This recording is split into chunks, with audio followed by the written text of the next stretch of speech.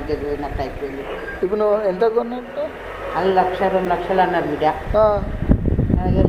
లేవు నాయన అంతా 50,000 ఇస్తే లేకుండా లేదా అన్నాక వెళ్ళి వచ్చిన వెళ్ళి వస్తుంటే 80-70 అని ఇప్పి అమ్మ వాళ్ళ దగ్గర అని అన్నాను. ఏమో మాట వచ్చినాక మాట్లాడుతున్నాను అని నేను అన్నాను. అట్లా ఇప్పుడు ఆమె నెంబరు తీసుకుంటారు. ఫోన్ నెంబర్ ఒక్కటే ఇచ్చిన కదా సార్.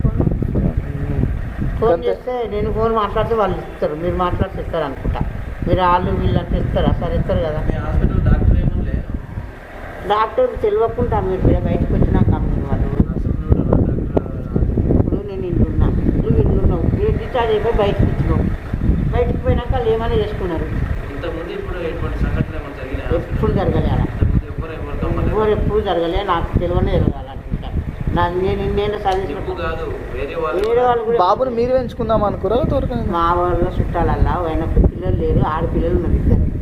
ఇంకా మధ్య ఏమైనా ఫోన్ చేసి అక్కలు అమ్మ దాపన పని చేస్తారు కదా, ఎవరైనా తీసుకోవాలి అంటే అదే ఆ సంఘటన అయితే ముందు తెలుస్తున్నట్టే కదా. అంటే ఇంతకుముందు ఏమైనా జరిగినట్టు మీరు అంటున్నారు కదా, ఉంటే చెప్పండి అని చెప్పారు కదా. మీరు ఎవరన్నా ఇస్తే గిట్ట తీసుకోవచ్చు అని అన్నారు. సరే ఎవరన్నా ఇస్తే చెప్తా తినాయన అన్నట్టు సడన్గా ఏదో వచ్చినందుకు నేను తీసుకున్నాను. ఇప్పుడు నాకెందుకు, నాకేం అవసరం? నాకు నేను చదవలేక చదువుతున్నాను. ఈ కష్టం చేసుకుంటా 6,000 ఏమైనా పేర్లు ఏమని చెప్పినా?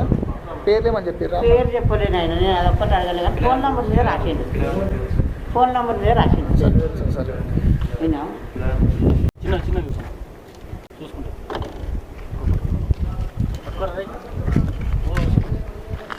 అన్న బండి తీసుకొని వస్తాను సార్. మళ్ళీ నేనే చూడాలి. వస్తారు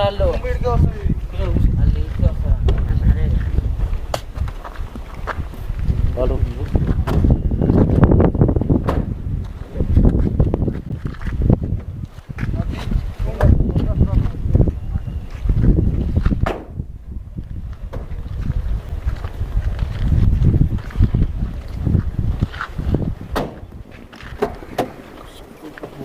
మమ్మల్ని చేస్తున్నావు కదా మొత్తం కనిపించాలి కదా మళ్ళా. అంతే, మీద రేపే నేను పైసలు ఇస్తా. నేను ముస్లిం అబ్బాయిలాగా ఏమన్నా లేదు, తెలుగు వాళ్ళే వాళ్ళు, తెలుగు వాళ్ళే. ముస్లిం అయినా కూడా అడిగిండు ఆయన. అడిగి వాళ్ళ ఇంటికి భార్య ఫోన్ చేస్తే తెలుగు వాళ్ళ పిల్లగాడు మనకు కొద్ది ముస్లిం పిల్లగాడు అయితే తీసుకుంటామని అన్నాడు.